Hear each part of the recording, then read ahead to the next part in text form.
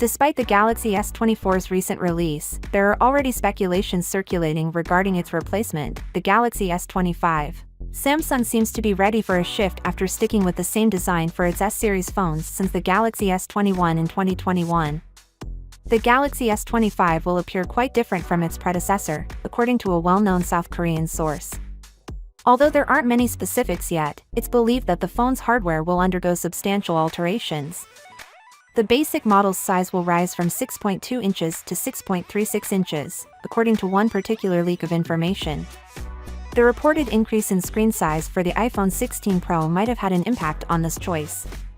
Though larger screens are now standard for flagship devices with a wider display, this move may not sit well with those who prefer compact phones. The Galaxy S25 is expected to undergo radical design changes, moving away from the current design language, and it is likely to feature a taller and wider chassis to accommodate the new panel. There are also rumors that the phone will receive a higher display resolution, making the screen sharper and more vibrant.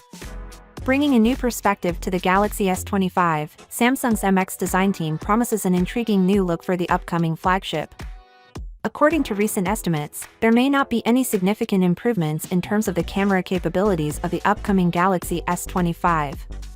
Although it seems that Samsung may decide to use a sensor provided by Sony, the basic versions, such as the Galaxy S25 Plus, are still expected to retain the well-known 50-megapixel primary camera. It's important to note that there are some reports that the Sony sensor may eventually take the place of the present Samsung GN3 sensor in the Galaxy S25 and S25 Plus. Samsung is ready for any setbacks, even if this move can have an effect on the company's smartphone camera segment. Samsung is obviously committed to making the Galaxy S25 the greatest phone in its range. Finally, what are your thoughts about it? So with that being said, let me know your thought in the comment below, and if you are new here, please subscribe. Peace out.